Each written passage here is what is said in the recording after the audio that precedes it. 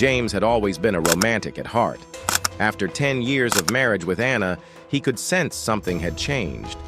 Her affection had cooled, the conversations had become robotic, and the intimacy nearly vanished. But rather than accuse or complain, James made a decision. He booked a surprise luxury couples retreat in the mountains, complete with hot springs, candle-lit dinners, and couples therapy sessions. He hoped this would be the reset button their marriage desperately needed. When he told Anna, she didn't seem excited, just indifferent. That should have been his first sign. But he brushed it off, thinking maybe the stress of work had worn her down. They arrived at the retreat, surrounded by breathtaking views, nature trails, and calming silence. It felt like the perfect place to reconnect. But things didn't go as planned. Every time James tried to talk about their marriage, Anna would deflect. She said she wanted space, more me time, and that she had scheduled spa sessions for herself. James respected that, hoping that alone time would clear her mind. One evening, James sat alone at the campfire, sipping wine and staring into the flames.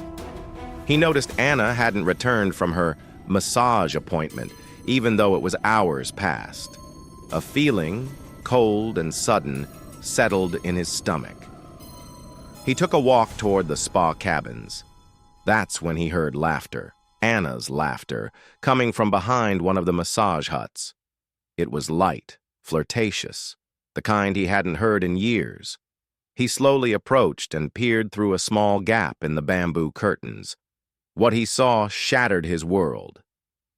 Anna was sitting on a lounge chair with Steve, their neighbor and family friend, the same man James had invited to barbecues, the same man who stood beside him during house renovations, the same man who hugged his wife at Christmas. They were kissing, slow, intimate, familiar. It wasn't an accident. It wasn't a mistake. This had been going on for a while. James didn't scream. He didn't burst in. He simply turned around, walked back to their suite, and packed his bags. Before leaving, he left a note on the bed. "You came here to reconnect, just not with me. Don't bother coming home." He checked out that night and drove back home alone. Days passed, then weeks. Anna called, texted, and left voicemails saying she was confused and needed closure. But the truth was clear. The retreat wasn't for saving their marriage. It was her secret getaway with Steve, disguised as therapy.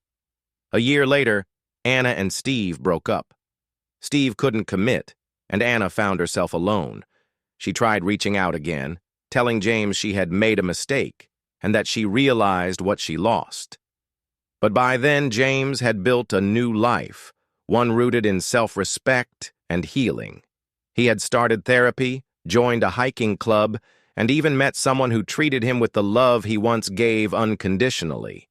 When Anna showed up at his door months later, teary-eyed with a suitcase of regrets, James looked her in the eye and said, "I took you to the mountains to find love again. Instead, I found the truth, and it set me free."